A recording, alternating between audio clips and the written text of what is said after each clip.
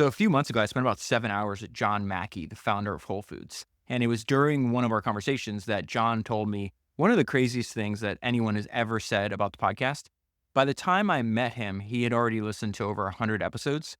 And he told me that if founders existed when he was younger, that Whole Foods would still be an independent company. That since the podcast and all of history's greatest entrepreneurs constantly emphasized the importance of controlling expenses, he would have made it much more of a priority, especially during good times, during boom times. I think it is very natural for a company and for human nature to not watch your costs as closely because everything is going so well. In fact, you're going to hear something similar happens to Edwin Land late in his career. After Edwin Land was semi-coaxed into retirement by Polaroid's board, a decision that Steve Jobs, by the way, called one of the dumbest things that I've ever heard. Unfortunately, costs got out of hand and Edwin Land left Polaroid. This is something that happens a lot. In fact, when Steve Jobs was recounting some of the mistakes that he made in his own career, he mentioned losing the discipline of cost control. He was talking about his time at Next. And in one of his biographies, there's a line that says, not only was time slipping by quickly, but so too was the money. Jobs complained aloud that we're not scrounging. We stopped nickel and diming for the stuff, and it all adds up. This is something I talk about all the time with my friend Eric, who's the co-founder and CEO of Ramp. Ramp is now a partner of this podcast. I've gotten to know all the co-founders of Ramp and have spent a bunch of time with them over the last year or two. They all listen to the podcast and they've picked up on the fact, just like John Mackey did, that the main theme from the podcast is on the importance of watching your costs and controlling your spend and how doing so can give you a massive competitive advantage.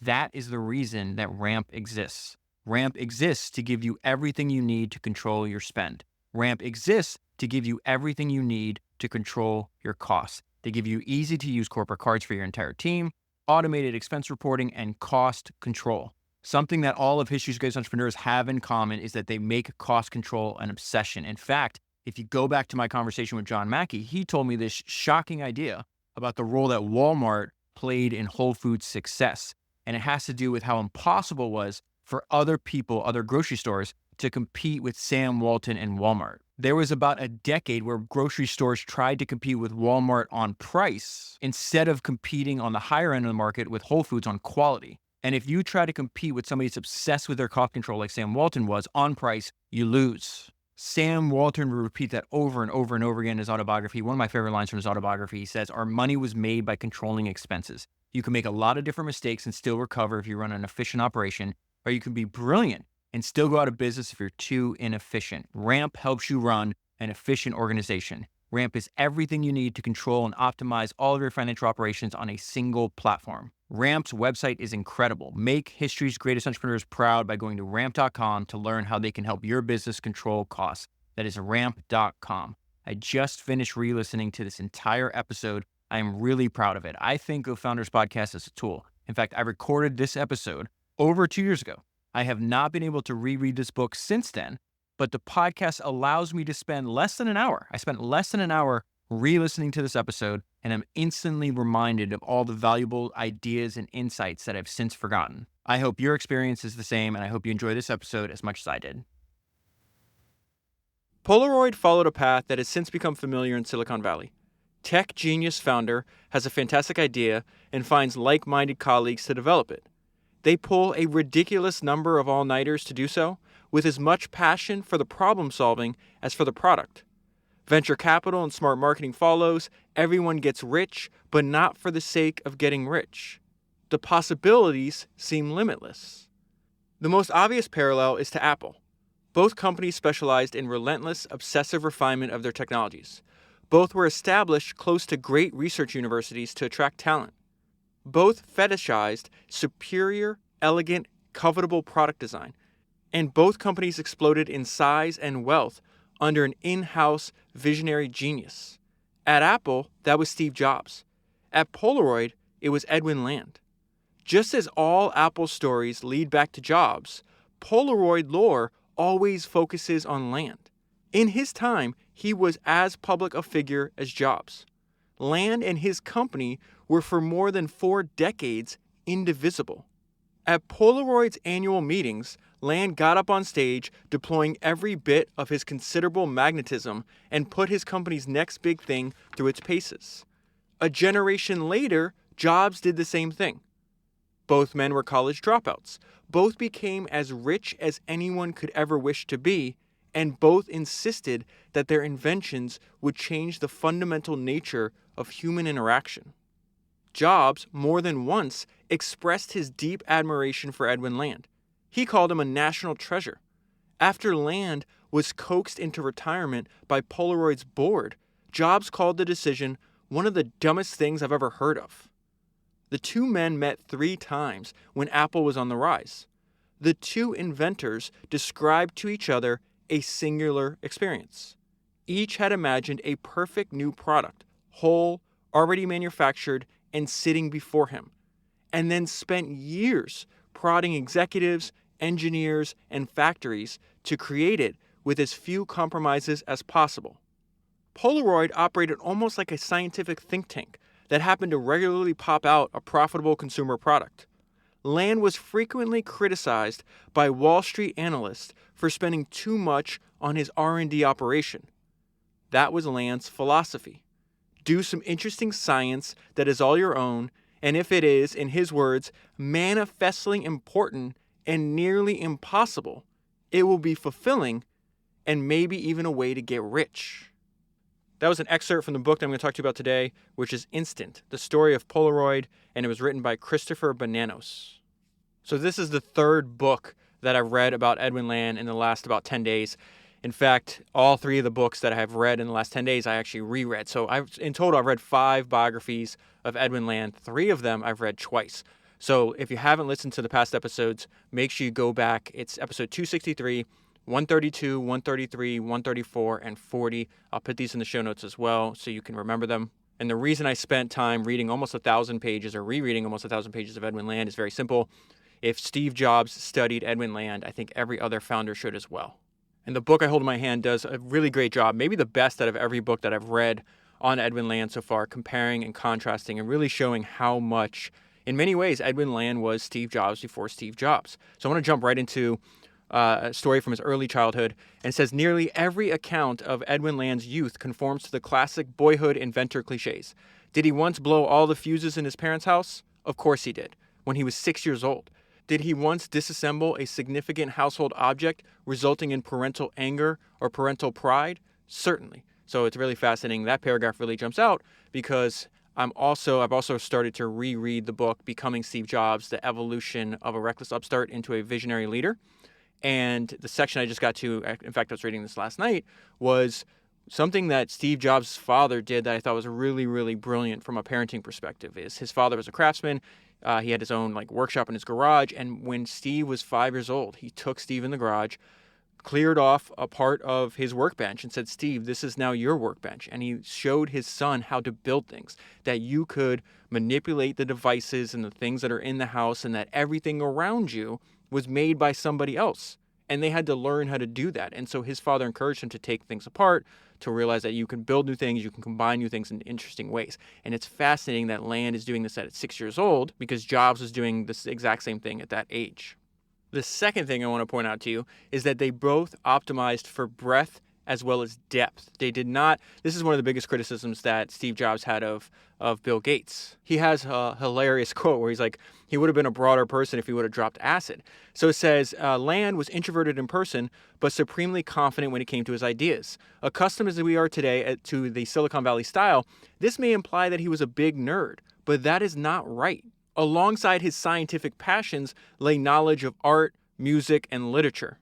He was a cultured person, growing even more so as he got older, and this is why that's so important, and his interests filtered into the ethos of Polaroid. And this sentence is going to sound eerily similar to Steve Jobs. Edwin Land liked people who had breadth as well as depth, chemists who were also musicians, or photographers who understood physics. So I got to that part, made me think of one of my favorite paragraphs that came from the Steve Jobs biography written by Isaacson, where at the very end of his life, Steve is talking about the influences on his work that people like Edwin Land, Da Vinci, and Michelangelo had, and what he tried to essentially copy. And he says, Edwin Land of Polaroid talked about the intersection of the humanities and science. I like that intersection. There's something magical about that place. There's a lot of people innovating, and that is not the main distinction of my career.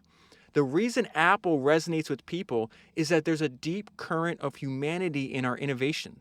I think great artists and great engineers are similar. in that they both have a desire to express themselves. In fact, some of the best people working on the original Mac were poets and musicians on the side. This is the exact same idea that was just expressed in this book.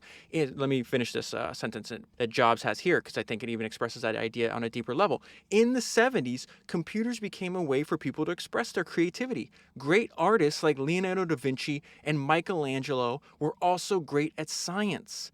Michelangelo knew a lot about how to quarry stone, not just how to be a sculptor. And so I think that idea leads into the next thing I want to tell you about, because this is very similar to Land. Land and Jobs shared a series of heroes, Thomas Edison being one, but this reminds me of Henry Ford, who I've read, like 4 or 5 books about, something like that.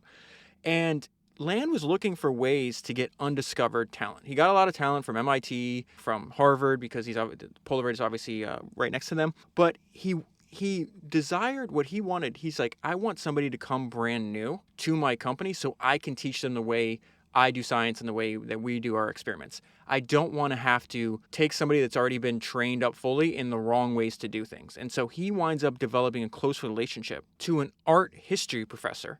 And this art history professor winds up saying, hey, I have, these smart, gifted, some of my smartest gifted students.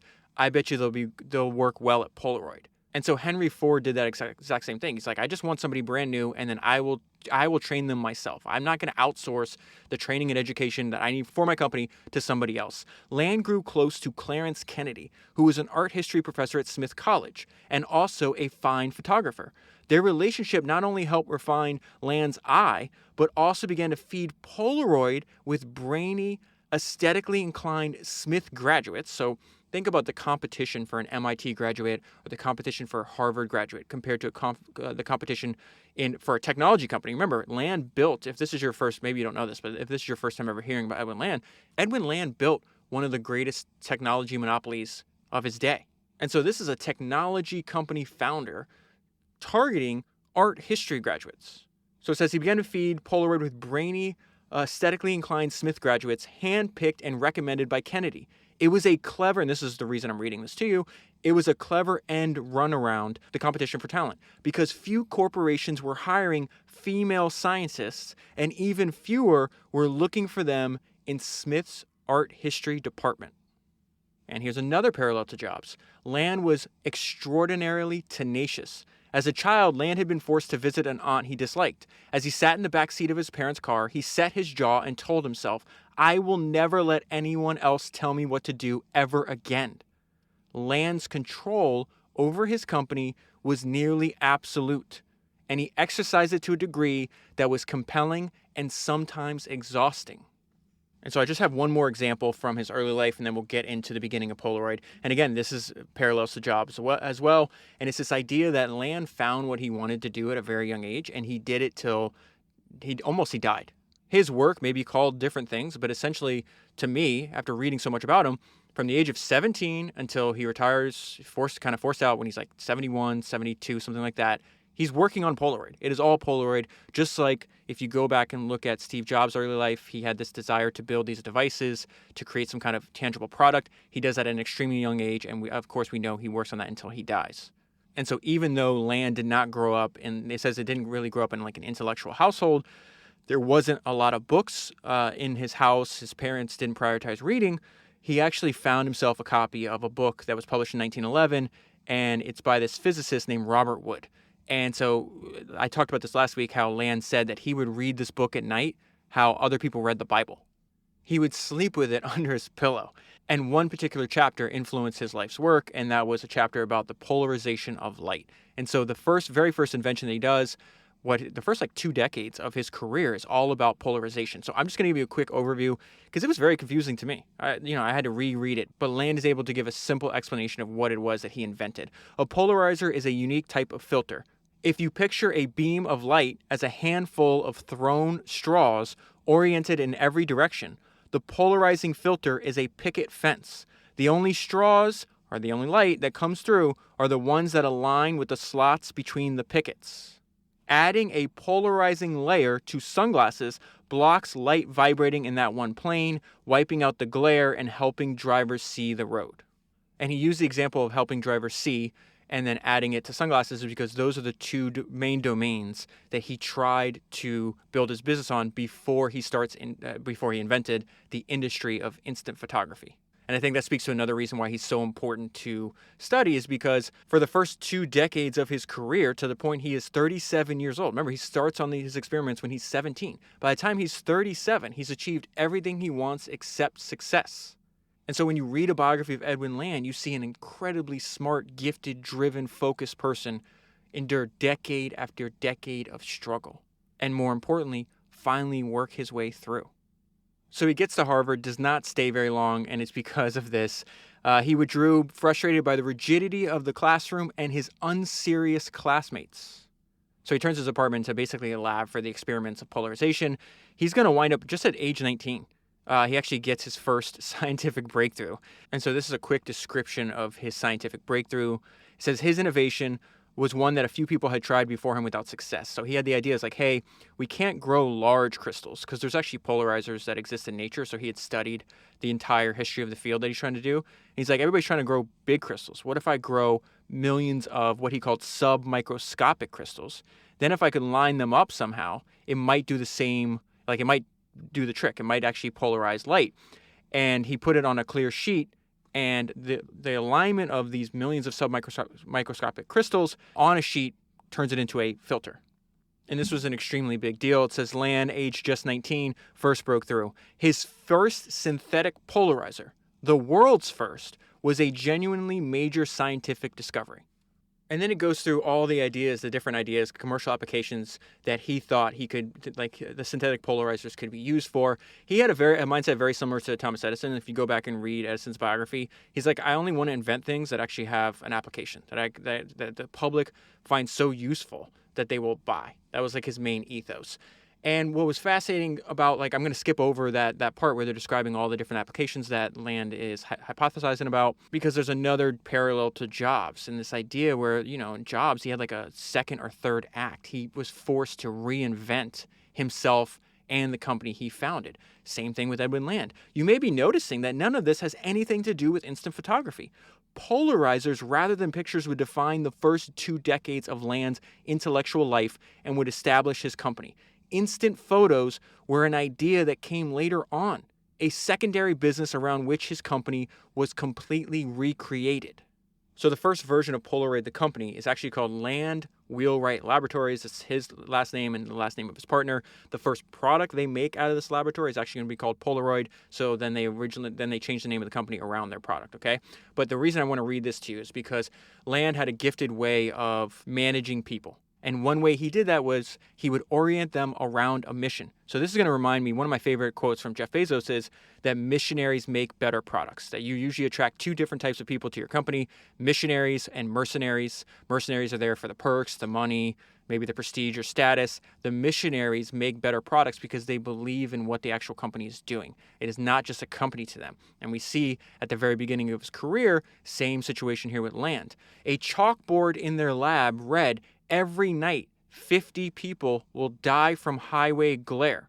Land wanted to make sure everyone there understood that they were all on a mission, a manifestly important mission.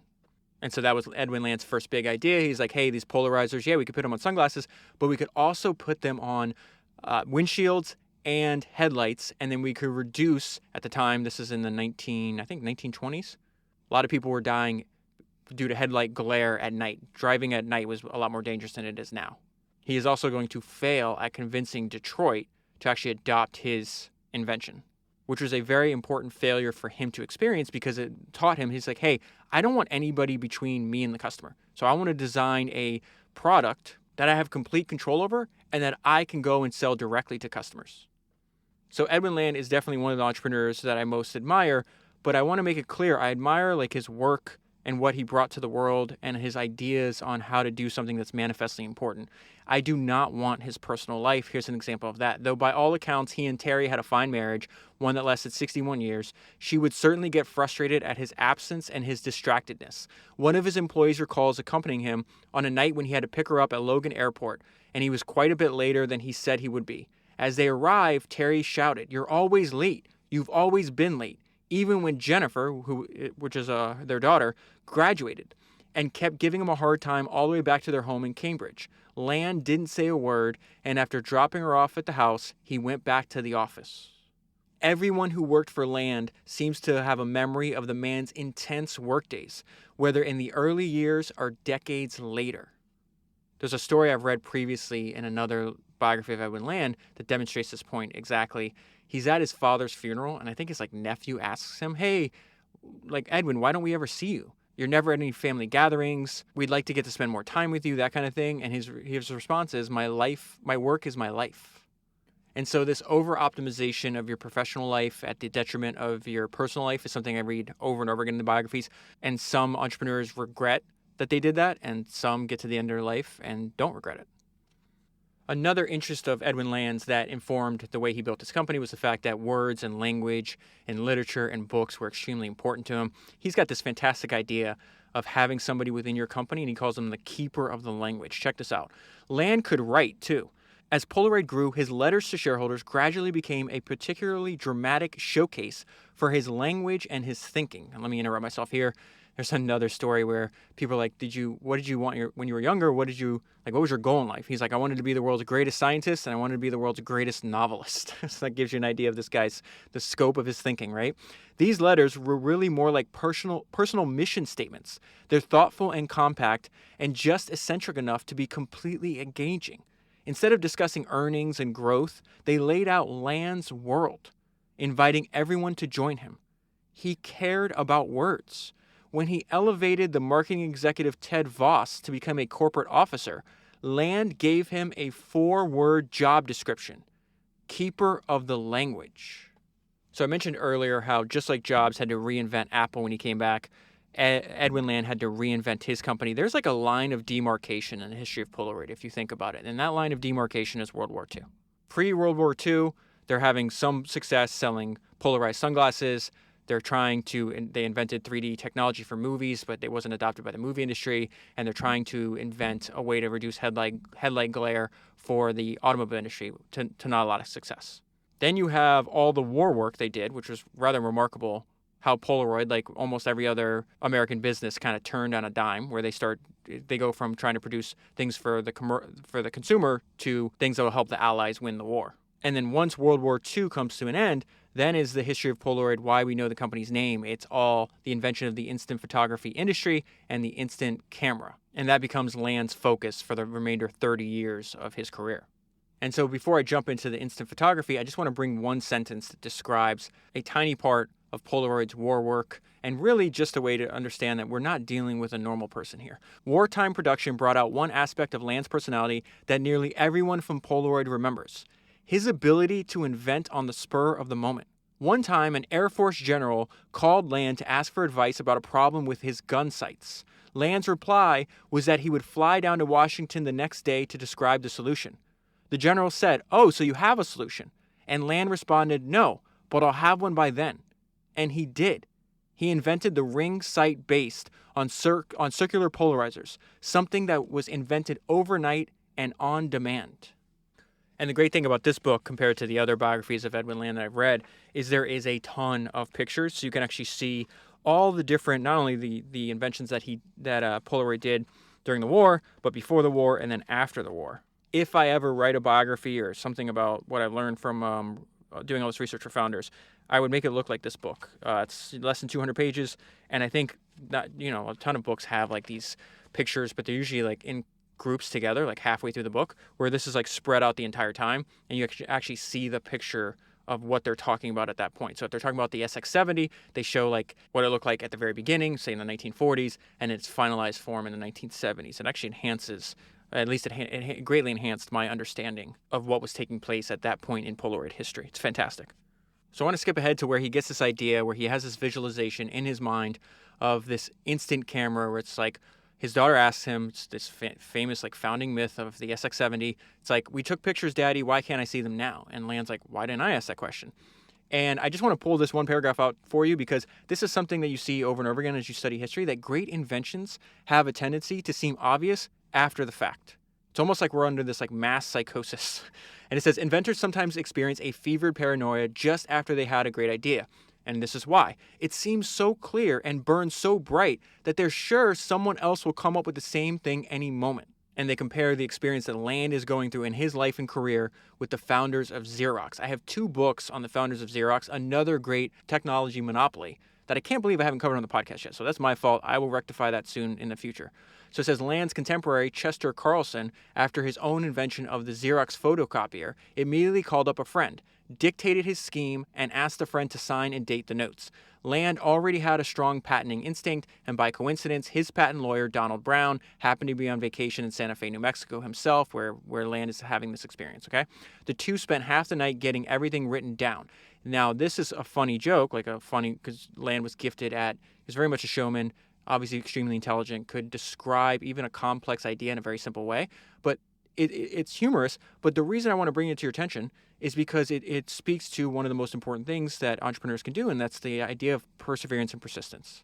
And that in many cases, it's probably going to take you decades to get to the point where you actually want it to, where you want your product to be. That's exactly what Land went through, and I'm pretty sure I've highlighted in the book later on that speak to this very important point. Land joked that he roughed out the details in a few hours, except for the ones that took from 1943 to 1972 to solve. So then we go back to another parallel between Jobs and Land that we've already discussed a few times in the book, and that's they were both gifted at product demonstrations. I want to bring out one sentence, though, because this is extremely important. So it says, an ad executive once said that Polaroid was the easiest sell imaginable because all you have to do is show the product. That is fascinating that is occurring in the 1940s. This is the first product demonstration. It was 1947, right? But you and I know that this is a very old idea. The greatest copywriter to ever live is that guy named I almost said Claude Shannon, the guy named Claude Hopkins, right? If you haven't studied Claude Hopkins, you need to go back after you're done listening to this episode and listen to 170, My Life in Advertising. Okay, he says, Claude Hopkins was doing most of his work in maybe about 30 years before we were in the story, so early 1900s. And he said in his book, Scientific Advertising, which has been read by generations of founders and advertising and marketers, he said that no argument in the world can ever compare with one dramatic demonstration. That is a great line that describes Polaroid's and Land's superpower. And you could argue Steve Jobs. Think about this, because this is something we actually lived through. If you're old enough to remember a Steve Jobs product demo, right? How much free advertising did the media give Apple and Steve Jobs just because they put on an event, they put on a show? Who knows what the number is? It's gigantic. It's a gigantic number. And it was all built on this aspect of human nature, that there's just no argument in the world, no sales copy, no nothing that can actually, so those things can perform well, obviously.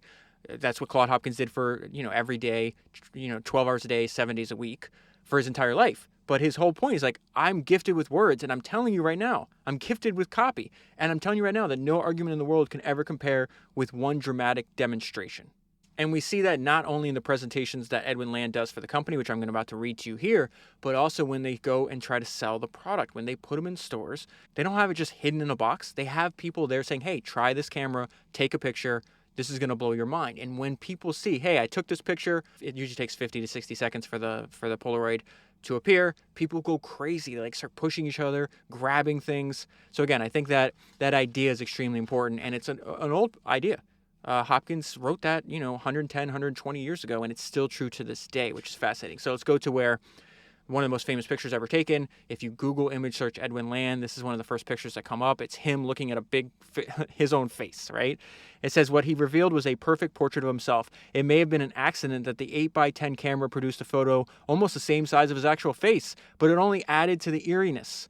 There was Land sitting at a table in his striped tie, displaying a fresh picture in which he sat at the same table wearing the same striped tie. This is happening in 1947. A gasp rippled around the room.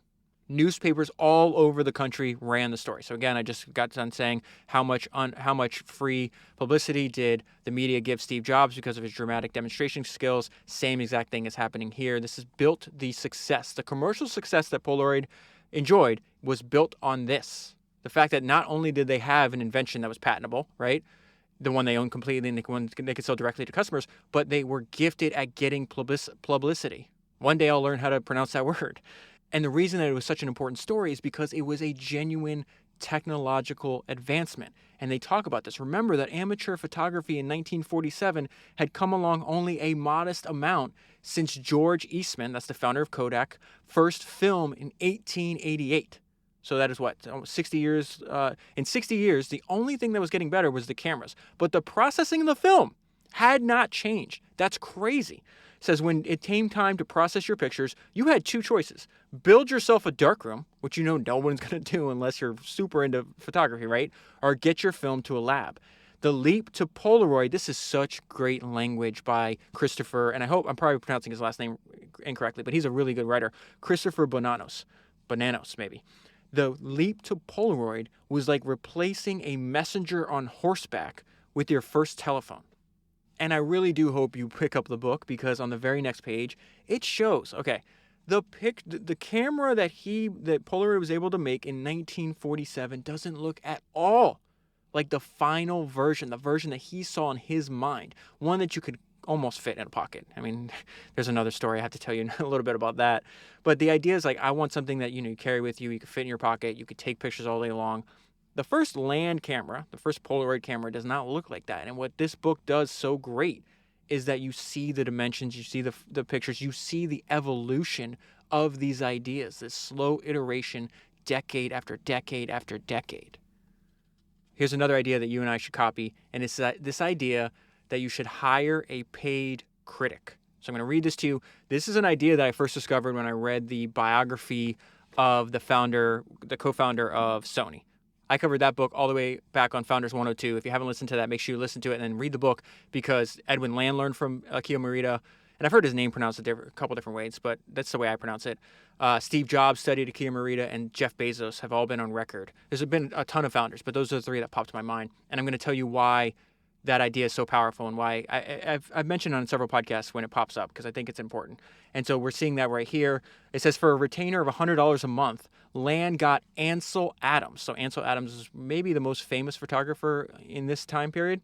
He says he got Ansel Adams' formidable knowledge on tap. So what does that mean? Adams stayed on the payroll for the rest of his professional life. Though, as he hastened to point out in 1972, the stipend had risen to considerably more than $100 a month. Thank God, he said. And this is why this is so important and why it's beneficial for founders to take this idea and use it in their own company. Whenever Polaroid introduced a new product line, Adams trooped off to the mountains or the desert to try it out. Back came reports packed with detail, containing rows of photos at varying exposures or apertures. Eventually, Adams filed more than 3,000 of these reports. You now have one of the best photographers on retainer, and all he's doing is testing your product, finding where it's weak, where it can be improved, and then sending you back reports. That is worth way more than whatever you're paying him every month. Now, they use the same thing. Akio and his co-founder used the exact same thing when they were building Sony, the same idea that is. And at the time, they're making audio tape recorders. Listen to what he does here. So this is now Akio writing in his book. I'm going to read this paragraph to you, okay? So it says, Noria Oga had been a vocal arts student at the Tokyo University of Arts when he first saw our audio tape recorder back in 1950. I had my eye on him for all these years because of his bold criticism of our first machine. He was a great champion of the tape recorder, just like Ansel Adams is a great champion of the photograph, right? Same exact things happening here. It's amazing. He was a great champion of the tape recorder, but he was severe with us because he didn't think our early machine was good enough. It had too much wow and flutter, he said, and he was right. Of course, our first machine was rather primitive. We invited him to be a paid critic. This is genius, man. We invited him to be a paid critic even when he was still in school. His ideas were very challenging, just like Ansel Adams' ideas were challenging to Polaroid.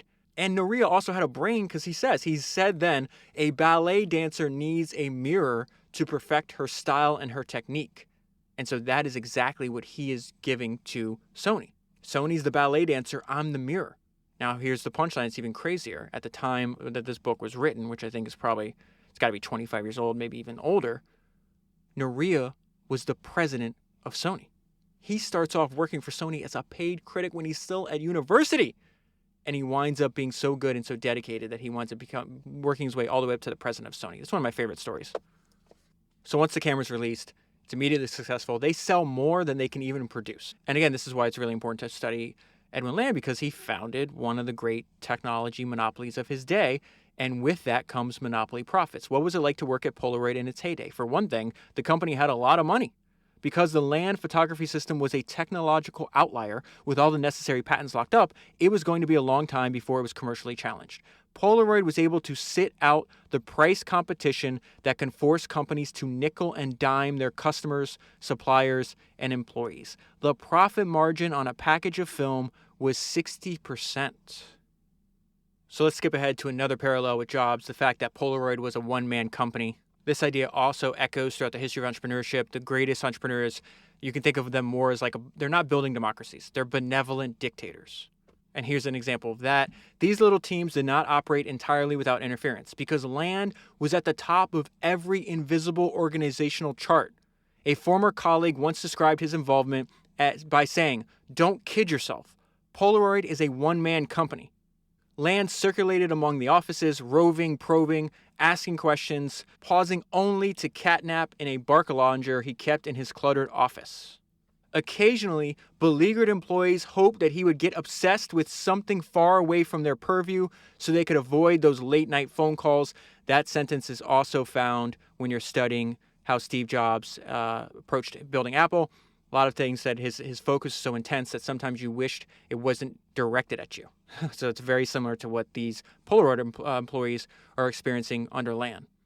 And this leads into one of the most important ideas that Land would repeat over and over again. Nan Rudolph, one of his employees, recalls that Land sometimes popped into her lab and asked to sit in the darkroom just to hide out from questions and think. He wasn't kidding some years later when he said, "My whole life has been spent trying to teach people that intense concentration for hour after hour can bring out in people resources they didn't know they had." Land also understood something that Jobs understood as well, and it's this idea, it's like, I'm not building a commodity product. My product is aspirational. It says he grasped that Polaroid could be positioned as an aspirational product and should be packaged and marketed that way. There's a fantastic discussion that is happening. I read this in Johnny Ive's biography, which I covered back on 178. And it's a discussion between Steve and Johnny, and they're trying to figure out, what are they going to build? This is right when Jobs came back to Apple, so right around 97. And Jobs right away, like he always did even when he was younger, he wanted to deviate from what the rest of the industry was doing. And the way he thought about what they should be doing is building the BMW of the computer industry. I'm going to read this section from this book for you because I think it's interesting. Instead, Jobs argued there was no reason that well-designed, well-made computers couldn't command the same market share and margins as a luxury automobile. A BMW might get you to where you're going in the same way as a Chevy that costs half the price, but there will always be those who will pay for the better ride in the sexier car. Rather than competing with the commodity PC makers like Dell, Compaq, and Gateway, think about the computers that existed in the late 90s, right? That's exactly what was taking place. They all kind of look the same. Instead of competing with commodity PC makers like Dell, Compaq, and Gateway, why not make only first-class products with high margins? Is that not what is happening with Polaroid? It's the exact same idea. This stuff gets me hyped up, man. Why not make only first-class products with high margins so that Apple could continue to develop even better first-class products? It's exactly the way Land thought. He's like, we're going to build first-class products with high margins, right? We're going to take the money we're making, and then instead of, going out and buying Ferraris and yachts, we're going to have this excessively high research and development budget, and we're going to keep doing that for decade after decade. So why not make only first-class products with high margins so that Apple could continue to develop even better first-class products? The company could make much bigger profits, still Jobs here, okay? The company could make much bigger profits from selling a $3,000 machine rather than a $500 machine, even if they sold fewer of them. Why not then, this is the punchline and this is so important, why not then just concentrate on making the best $3,000 machines around? So think about what the book just said. It's not only that we built a first-class product, it's the only one, it's not like you can buy a Polaroid or something else, there is no competition. There's a great line, it says Polaroid only competed with itself. But part of that, after you build a great product, is first-class product needs first-class packaging and first-class marketing. And so what do they do here? They hire a paid critic, part 2. Polaroid convened a graphic design summit, bringing in the best minds in graphic design to look over the previous year's work, the previous year's advertising, the previous year's packaging, all of our logos, everything, all of our branding, okay? So it's like, and they got, by this time, I think we're in the early 70s. We're in the early 70s at this point in the story. They got really damn good at this, okay? But again, they're already really good. They're already making a ton of profits. Their stock is through the roof. At this point, Edwin Land is already one of the richest Americans, right? And they still go out. That's not enough. They're like, okay, let's go find another critic. And so they have this graphic design summit. They bring in the best minds in graphic design to look over the previous year's work. They hire, or they attempt to, the legendary Paul Rand. That is the guy who drew the IBM, ABC, and UPS logos, and about 100 others everyone knows. They asked him to size up their work, and he delivered a concise verdict. You don't need me. You don't need anybody. Moving ahead, I got to bring out another idea that I absolutely love, the fact that history does not repeat, human nature does. Polaroid was Snapchat before Snapchat. And so think about the use case here, okay? Before, you took a picture, you had to send it off, and some lab technician actually made the picture for you and got it back to you. So you took a picture, and another human being was going to see that picture, right? But now you have Polaroid. It's only you that sees it. And so people start using it to take naked pictures of their lover and of themselves in many cases. So it says, we will never know exactly who first figured out that using a Polaroid camera meant whatever happened in front of the lens never needed to be seen by a lab technician. There are plenty of naughty first-generation Polaroid photos out there to confirm that instant photography's success was at least in part built on adult fun. So Snapchat's obviously very different than it today than it started out, but it started out as like a sexting app, right? And what's fascinating about this is that I read a book a long time ago. It's called How to Turn Down $1 Billion. It's the story of Snapchat. It's episode 22. It was in the early days of founders, where today I'm not interested in reading books about entrepreneurs that are still operating. I think it's actually a mistake to do that because time is the best filter. And so I get a lot of book recommendations about like, hey, cover like the Ubers or the Airbnbs. Like, I'm not doing that. These people, those founders can go on and get interviewed. I only want to focus on people that are either at the very end of their career, maybe in their 60s, 70s, 80s, they're retired, or they're dead. Primarily, I like to, as much as I can, just study dead entrepreneurs. But back then, I was just kind of reading about any kind of founder. But what's fascinating is like when you read that book, what blew my mind is that one of Evan Spiegel's, the founder of Snapchat, his hero was Edwin Land. And that blew my mind because like, how the hell, at that point, he's like 21 years old, 22. How the hell does somebody that young even know who Edwin Land was? So I want to pull out two quotes from that book. It says, Evan wanted to build Snapchat as an art and technology company, modeled after two of his heroes, Edwin Land and Steve Jobs. And the second quote, like Land and Jobs, Evan was more of a discoverer than an inventor. He also didn't believe users could tell him what they wanted. He simply had to discover what was next and show it to them. And then I was listening to him talk one time, and I thought it was such a weird way to describe, in a unique way, I don't mean that as a pejorative by any means, to describe his company. Because, everybody's like, it's a social network or it's whatever, it's an app. He's like, we're a camera company. It's exactly what Polaroid was. So in any case, to tie that together, like this desire, this human desire, most of the people that were taking naughty photos, to use the author's language, with the first Polaroid camera are dead.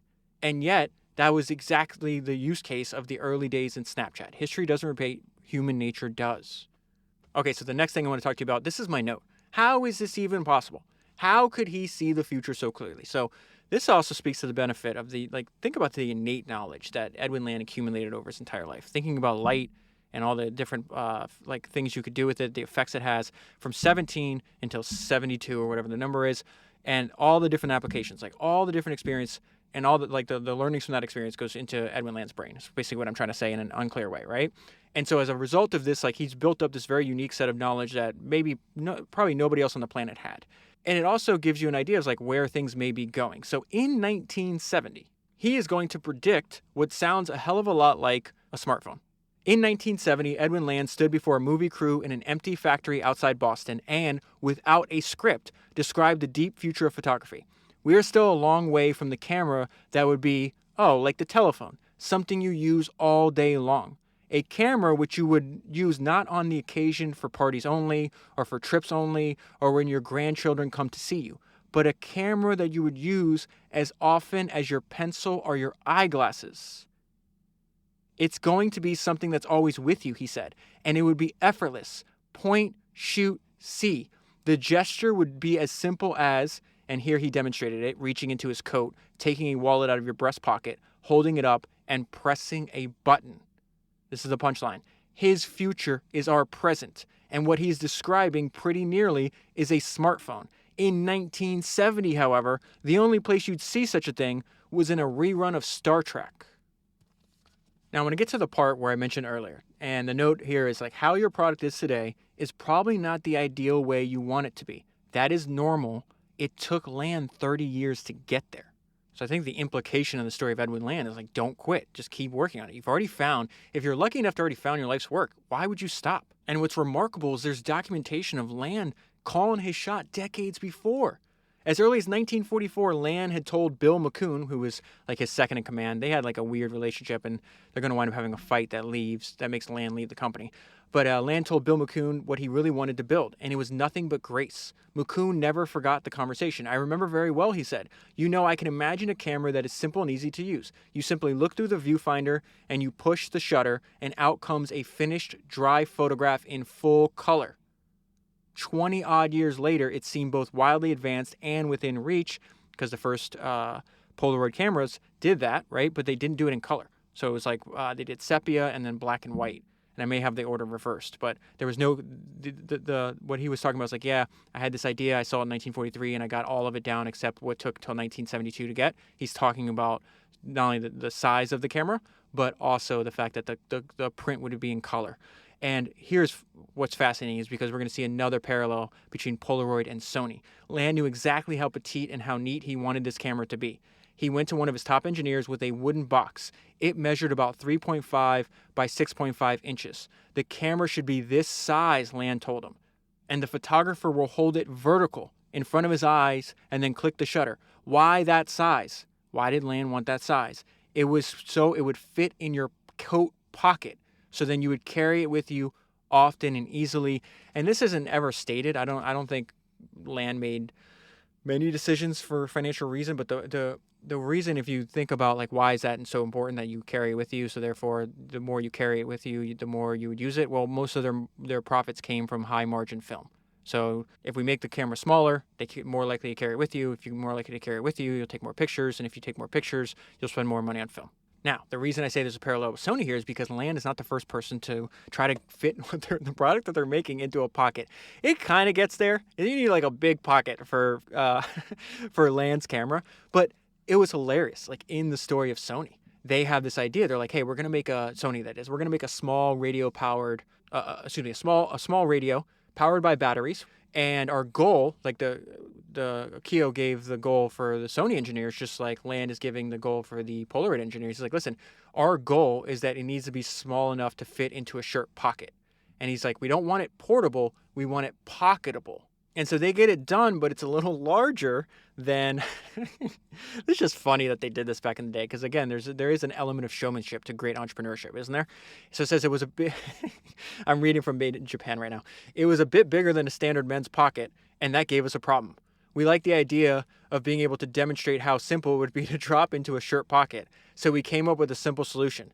We had some shirts made for our salesmen with slightly larger than normal pockets, just big enough to slip their radio into. And the note I left myself when I read that book probably 2 years ago was, what do you do when your pocket-sized radio doesn't fit into a pocket? You make the pocket bigger. So I just mentioned I don't think Land made many decisions exclusively on finance. The way to think about Land, the best description of the founder's role in the company I've ever heard was that the founder is the guardian of the company's soul. The founder is the guardian of the company's soul. And you usually see that because the best founders have soul in the game. And it becomes apparent not only in how they build their company and what products they're building and like the love and energy they put into it, but how they speak about it. I've told you over and over again, probably, 15 different times, that I've read 3 biographies of Enzo Ferrari. And if you hear how Enzo describes his car, he describes his car, which is his product, like the way you would describe your lover. And so we see Land doing the exact same thing here. Land went so far as to claim that the SX70, which is like the best product he ever made, right, had the power to heal all the rifts in contemporary life. Here is what he had to say in one long sentence. Remember, before I read this to you, he's talking about a product. This is insane. We would not have known and only just learned that a new kind of relationship between people and groups is brought into being by the SX70 when the members of a group are photographing and being photographed and sharing the photographs. It turns out that buried within us, there is latent interest in each other. There is tenderness, curiosity, excitement, affection, and humor. It turns out, in this cold world where man grows distant from man and even lovers can reach each other only briefly, that we have a yen for and a primordial competence for a quiet, good-humored delight in each other. We have a prehistoric tribal competence for a non-physical, non-emotional, non-sexual satisfaction in being partners in the lonely exploration of a once empty planet. So hearing that, is it any wonder that the founder that speaks that way about his creation is not optimizing for the bottom line, but optimizing for the most impact? And you know that because you see how much money he put into his product demonstrations. Here's the most legendary example of that. When it comes to beautiful extravagances, everyone remembers the tulips. Soon after the full rollout of the SX70, this is the color version, right? Elko Wolf got a call asking him to come to Land's office. "You're Dutch, right?" Land asked. "We need 10,000 of these," and handed him a tulip of a variety called Keys Neelis. And it was important because it's a kind of tulip that has a very vibrant yellow and red. And the vibrant yellow and red is the colors that look the best on the film that comes out of the SX70. So he says, the meeting was just a few weeks away, so the product demonstration is just a few weeks away, and Wolf had to immediately find a farmer who was willing to accelerate his crop to hit the deadline. Then he had to strike a further deal with KLM Royal Dutch Airlines to air express the tulips from the city in it's called Schiphol, I guess, to Boston, where they could be rushed to the meeting. All the resulting photos of flowers were, of course, lovely. It was another unforgettable Landian demonstration, this one at a god-awful expense. So there's both strength and weakness to this financial recklessness when it comes to, hey, I'm putting quality above everything else, including the finances. That is thinking that Land shares with people like Enzo Ferrari and Walt Disney. That works if your product is a hit and people can't get it anywhere else. That same trait can also cause your downfall, and that is when your product fails, and that is what causes Land to lose the company that he gave his entire life to. So Land spent hundreds of millions of dollars on research and development of this thing called Polavision. You could think of it as like a small handheld camera to make home movies that were becoming extremely popular at this point in history, except his version, the movies were only 3 minutes long and there was no sound. And this is where his friend Akio Morita tells him, it's like, this is a bad idea, you're too late. He obviously knows because there's camcorders, there's Betamax, there's VHS, there's all this other technology that's popping up that is just superior to what Land had spent decade after decade and hundreds of millions of dollars. He was just too late. That's basically what Akio told him. And I just want to pull out, I guess there's two ideas that I think are important. Actually, you know what? I'll read that to you after I read this section. In the past, Land had pushed his company to produce new products at the very edge of what the market might bear. Every big bet, from the sheet polarizer through the SX70, had required a leap of faith, a trust that the genius in charge was right. He's never been wrong before, people seem to be saying, and he's made us all rich. He must know something that we don't. At least one outsider knew better. Shortly before Polavision came to the market, Akio Morita, the founder and chairman of Sony, and a good friend of Land's, in many ways his Japanese counterpart, paid a call to Land in Cambridge, and a demonstration was arranged. So after the demonstration, Land asked Morita, "Well, what do you think of that?" Morita responded, well, you could sell 50,000 of anything. It's an unbelievable scientific development, but you're too late." He was right. The number of buyers couldn't begin to cover the development costs. The ledger showed a $68 million write-down. I've seen other estimates that the number is 5 times as large, that they lost hundreds of millions of dollars on this. For the first time, Land's ego and high-handedness were not backed up by a perfect sense of what people wanted. And so the two notes I had was Akio Morita knew Polavision was too late. The other was eventual failure is inevitable. No one stays on top forever. And that is something I learned from Grandpa Charlie Munger. And so think about how many businesses and founders Charlie has analyzed over his extremely long career. And I think it adds weight to what he says here. Over the very long term, history shows that the chances of any business surviving in a manner agreeable to a company's owners are slim at best. So I read that a long time ago. That comes from the book The Tao of Charlie Munger. I saw the note I left myself a few years ago when I read that. And it says you should take your craft seriously, but don't make yourself miserable. none of us get out of this alive. So again, Charlie says, over the very long term, history shows that the chances of any business surviving in a manner agreeable to a company's owners are slim at best. Edwin Land is one of the greatest entrepreneurs to ever do it. But if you live long enough, failure is inevitable. And so as a result of the failure of Polavision, there's a reorganization. Land still is there, but the president is now Bill McCune. And so this is where Land and Polaroid break up. In 1978, Polaroid had more than 20,000 employees. By 1991, it had 5,000. A decade later, Polaroid was bankrupt. Was the problem simply that Polaroid did not work without Edwin Land?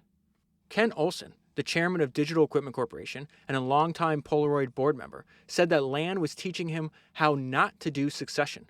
Other executives who had hoped to inherit Land's chair had eventually gave up and left. Polaroid's general manager bolted in 1975. His departure shook up Wall Street analysts even further, and Bill McCune was able to use that as leverage, demanding the company's presidency. Both men knew that a second high-profile departure would give the impression of a company that was in chaos. McCune had a strange relationship with Land after taking over. Although Land was still chairman and director of researcher, he had to get approval for his projects, sort of, and the resultant friction was unsustainable. The final break came a few years later. Land had wanted to make a small camera, one that would be barely larger than a pack of cigarettes. As his team figured out what to do, it became Land's role to get the project budgeted. He approached McCune, who didn't want to do it. Land countered, saying, "Either you fund this or I quit." McCune said no, and that was that. Though he retained a lab for a couple of years, that arrangement would end soon enough. After 45 years, Edwin Land was leaving Polaroid. The founder cut all of his ties and sold all of his stock. He didn't say it out loud, but the sentiment was pretty clear. If I can't play this game my way, I'm not sticking around. In retirement, he kept doing what he loved, without distraction. To feed his admitted addiction of an experiment a day, Land financed the creation of a research institution called the Roland Institute of Science. The Roland kept him busy and content, even as age-related health problems began to encroach upon him.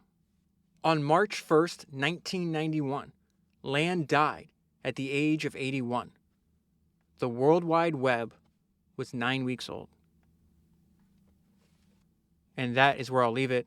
For the full story, read the book. If you buy the book using the link that's in the show notes in your podcast player, you'll be supporting the podcast at the same time. You could also find the links for this book and every other book at founderspodcast.com.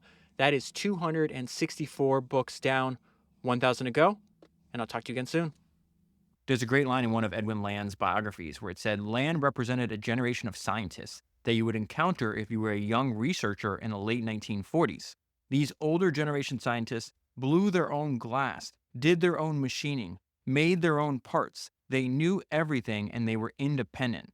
Edwin Land would insist on making the machines that make his machine. In other words, making the machines that make his products. My version of this is Founder's Notes. So for years, since 2018, I've been putting all of my notes and highlights and now transcripts for every single book that I've read or every single episode that I've made into this giant searchable database. And I did this because as I was reading hundreds and hundreds of these biographies, I realized there's no way I'm going to be able to keep all of this in my head. And I need to be able to search and pull it up on demand when I need it. So anytime you hear me referencing, like you just heard, a past episode, a past founder, a past book, that is me searching through Founder's Notes.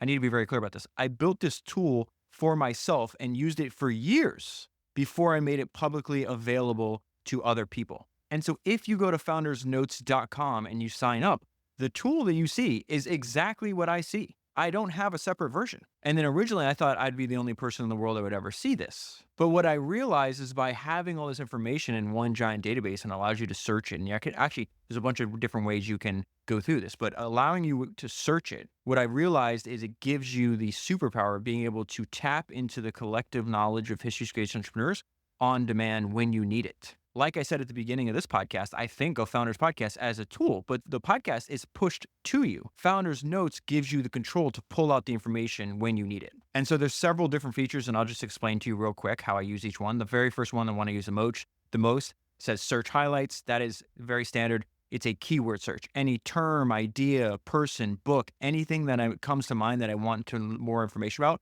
I type into the search highlight box. It'll pull and search all of the notes and highlights, all the transcripts, and anytime that keyword is mentioned. Another way to search is by using the AI assistant that lives in Founders Notes that I call Sage. And so you ask Sage a question, and then it'll do all the reading and condensing for you. So I'm going to just list off a couple of the last few saved chats that I've used Sage for. So let me just give you some examples of some of the searches that I've used Sage for recently. I'll just read about 5 of them to you right now. How did Edwin Land find new employees to hire? Were there any unusual sources to find talent? Second one, if Charlie Munger had a top 10 rules for life, what do you think those rules would be? Number 3, another one I asked, if Edwin Land was alive today, what industry do you think he'd be working in? Number 4, what are the most important things to know about Ed Thorpe? I use that search all the time. So, what are the most important things to know about enter any founder that I've covered or made a podcast on? It's very, very helpful for me.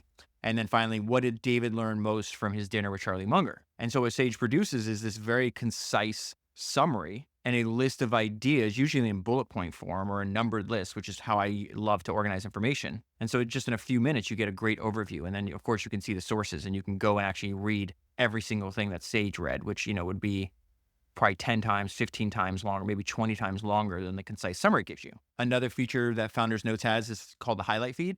This will give you random highlights, just completely random order. I use this all the time as a prompt for my own thinking. And so I'll click on it right now. Gives me random highlight from this biography of Michael Jordan, a highlight from this biography of Oprah, a highlight from Poor Charlie's Almanac, a highlight from Ted Turner's autobiography, a highlight from Ed Catmull, the founder of Pixar's autobiography, a highlight from one of Winston Churchill's biographies, a founder from the biography of Bugatti. And it's this never-ending feed that you can just read and scroll through. And again, I use it really as a prompt for thinking. And then, of course, you can search by book. So let's say, hey, I don't really know. There's nothing I really want to search for.